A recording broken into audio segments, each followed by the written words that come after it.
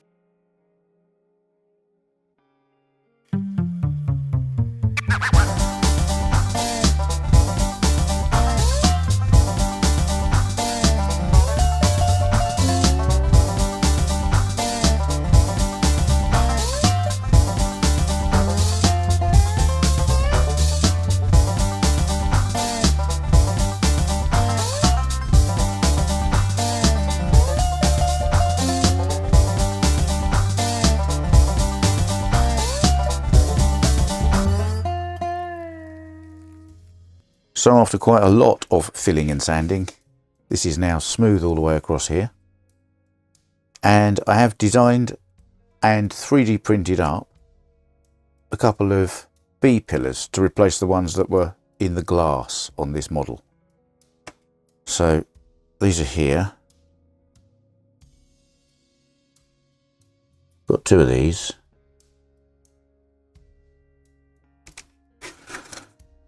And they fit, hopefully. Oops.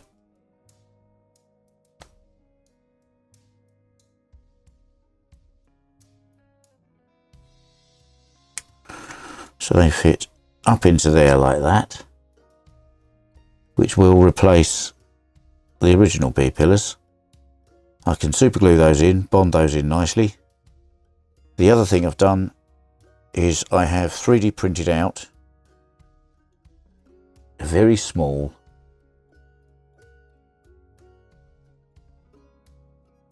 it's a radiator. Now in the National Hot Rod, this car, a radiator would have sat up just in the windscreen there, just in the airflow, because there's no glass in there. And so that will end up painted up and probably stuck on here like this, onto this piece of interior. And we'll get to that later. So I shall glue these in, and then I've also filled in the rear lights properly and the front lights properly. So we should be good there. And then I can probably just get this into primer. So next time you see this car, it'll probably be white. So here we are. As I said, it's now white. So all of these have been filled in quite successfully. You cannot see where I've put the filler, front and back. I have also added the sun visor and the center windscreen support, which I've just made with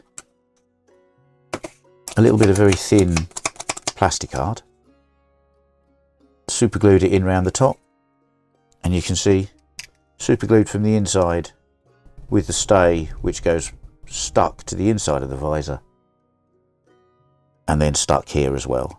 So that's all good. That concludes all of the body mods, and I have left a little bit of kind of super glue residue here and here because this car was fairly bashed up. At various points it had been dented and then hammered out and then painted over again. It was a well-used car, so it didn't have perfect lines. I've also taken the front nibs off the fronts of the wings. It did sort of have a standard sort of eyelids over the headlights, but rubbing is racing and they always got knocked back fairly flat. So again, dealt with that. I do need to add a bit more decay to it. Not quite sure how I'm going to do that yet. But what I do also need to do now is get some colour on it. So it needs a red roof and it needs to be purple. The pictures are somewhat aged and 1970s colour photography wasn't really what it is. This car was a lot more purple than it may appear in some of the pictures. And then of course there's a white detail on the bonnet, a white stripe across the boot lid here, and we have a little fine white line that follows this profile here. That's going to be a little tricky. So my plan, I think, is spray the roof red, and then I'm going to spray most of the car white and then mask over that white and then do the purple. This piece around the window here, on the car that won the world final, this was a slightly redder colour than the rest of the paint down here. Again, I think it probably got painted over with roughly the right colour at some point, probably from the swage line downwards. So there is a slight colour difference in there, and I might try and replicate that as well. So there will now be a load of fast forward of me masking it up and painting it and unmasking it and masking it up again. And hopefully at the end of that, it might look like a painted car. And then we'll go through the thorny issue of putting quite a lot of decals on it.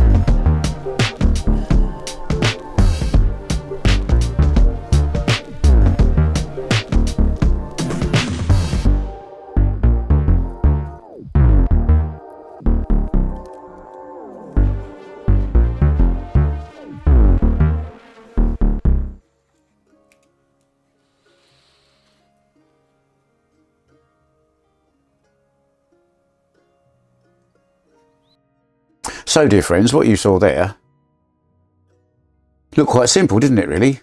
Well, it wasn't. It took 3 different kinds of vinyl sheet that I had to buy to get one that really would cut well with the cutter, and several attempts to get to the point where that piece of vinyl just tore off neatly like that. What then happened after that was I had to get on with all the other vinyls, which have to be printed and cut out, not just white letters out of vinyl that were cut out and put on. It took a while. It took probably 3 or 4 weeks because I had to draw every single one again from the photographs in Photoshop and scale them correctly, and that in itself took ages. And then I had to try and print them. And to say I've been through a few iterations, and I tried cutting out all the letters individually, but as you can see, the printer smashed all the cut toner off the front of the vinyl after it had been printed, so that kind of didn't work out. Did use those. Then I went along again, changed the colour slightly, because I'd tried these different colours against the car body and I hadn't quite got it right. And then again, a slightly different purple. They probably all look the same on this camera, but they're not. And again, different. And then I finally got there and managed to retrieve between all of these sheets decent sets of logos for everything. And I've ended up, as some of you may have seen on other posts in various places, here. I have now got all of the stickers on. Everything's in the right place. I ended up having to print a block with the white and the purple on it. It's not perfectly colour matched, but only on this camera in this light. In the sunlight it looks pretty good, and under the lights on the track it looks pretty good. There's a slight colour difference on the front here as well. But overall, finally got there after weeks and weeks. This car is already the most expensive slot car I own, just based on the amount of hours I've put into it at minimum wage. Let's just not think about how much this actually has cost me if I was to pay myself to do it. So, outside of the body shell, pretty much intact now. And it's looking pretty good. Sitting on the body sitting on the chassis. I'm feeling that. That is starting to look like the car it's supposed to be. Probably going to space the front up a little bit. I'll put some spacers on these posts just to lift the front, because the body should probably sit up a little more at the front than it does at the back. That'll be about that. So not many things left to do. Do need to put a bit of colour on these wheels. Take the 5 stud pattern out of it, probably with a scalpel or something, and I'll probably paint 4 dots back in so the 4-bolt pattern is right. That's about it for that. Still quite happy with how this runs. It's pretty smooth and quiet actually for a Scalextric car. And the body, well, I've kind of got the interior sorted. Bit more of this purple paint just smashed over the black on there. It's not going to show up much inside there, but it will show up. And I need to paint George because he doesn't want a microphone, so I need to probably pick that off there with a scalpel and paint him up the right colours and pop him back in. Fairly unfortunate with the one leg there. I mean, never mind. So yes, he can go back in, and then I've got that little tiny radiator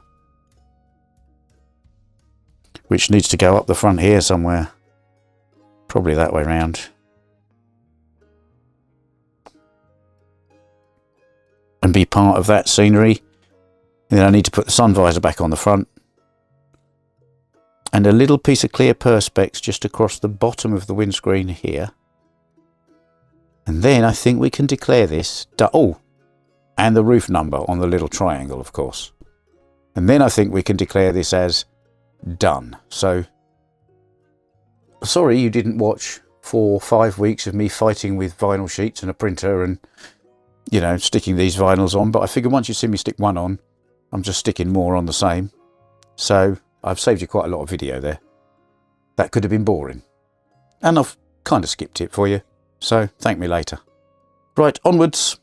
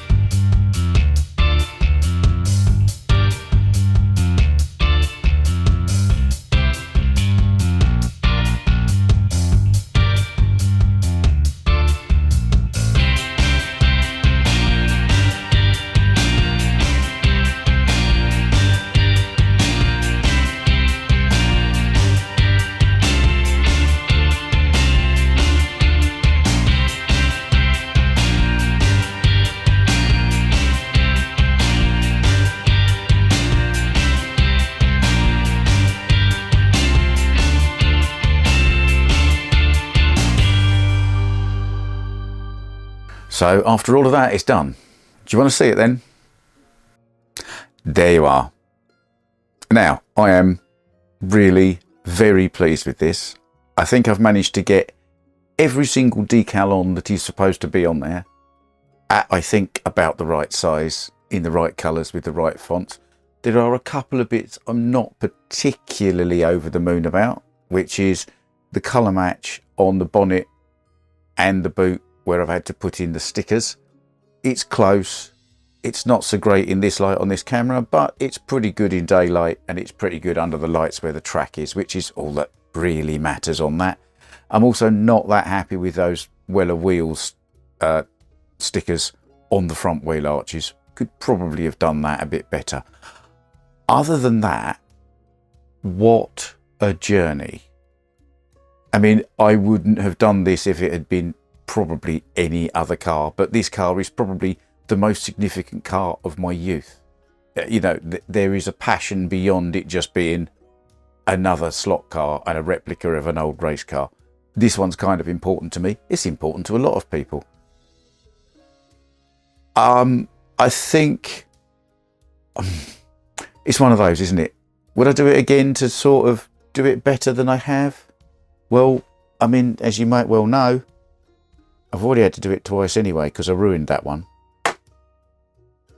So, do I want to do it yet again? No, probably not. I'm going to be happy with this. I'm going to tell myself I've done a good job. And while I'm not Julian Bartholomew or Paul Gilbert, and nor would I pretend to be, I think I'm kind of getting in the right ballpark in terms of being a replica car maker, model builder. I hope. I think I've improved since last year when I did a Don White Charger, but I'm not happy with how much I've improved. I think I can do more. So there might be a few more builds along the way in the future. So for this car now, I guess we have to wait for Scalextric to bring out their offering of the subsequent car that came after this. And then we'll do a little compare and contrast. I mean, it's apples and oranges because I've spent literally 5 or 6 weeks doing this and hours in that time. And, you know, I'm not trying to make a mass-produced car. It's a one-off. You'd never do this to this level commercially. It just wouldn't work. So it's going to be interesting to see when we get the Scalextric George Polley hot rod. And then I'll probably do the full George Polley story and everything when I do that video. But for now, I'll leave at the end of this video a link to the 1976 World Final where George Polley won in the original version of this car. And before that, I think we'll just do a few laps of the track and see how it looks.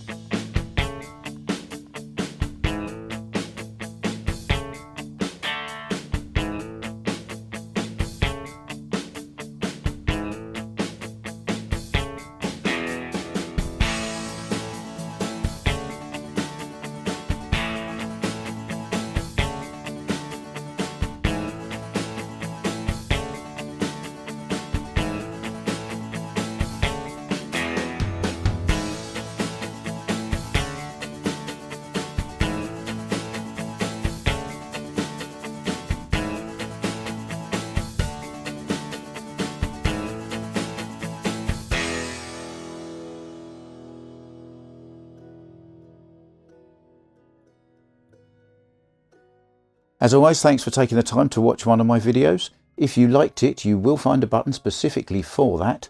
Please subscribe to the channel, it's free and it really does help. And if you hit the bell, you'll get a notification the next time I post a video.